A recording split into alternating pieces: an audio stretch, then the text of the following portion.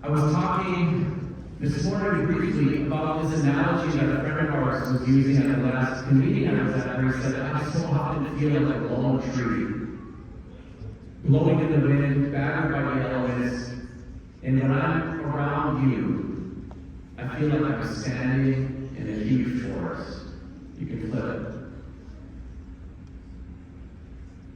I'd like to take just a minute. Gishtin Anishinaabemowin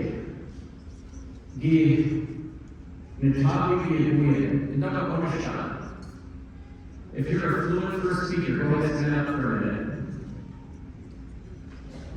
Anyway, stand up, fluent first speakers. Come on.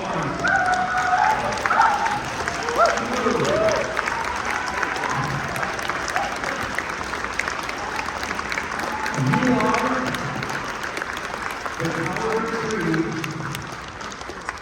that is so often in the feeling like you're all alone out there, but you are not. We love you so much. We have grown up sheltered under your canopy. Gishtin, nothing came to me in waiting on Daga Onishka. Gishtin, this is not to me. On the market, and I'm going to stop. Second language learners, if you can follow my words, stand up. Students of our language, stand up. It used to just be the people who were first standing. Look how many people are standing beside you.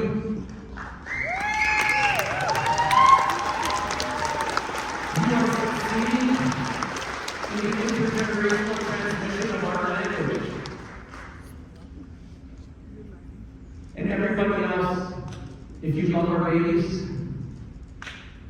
go ahead and stand up. If you love our kids, stand up. This is why we're here.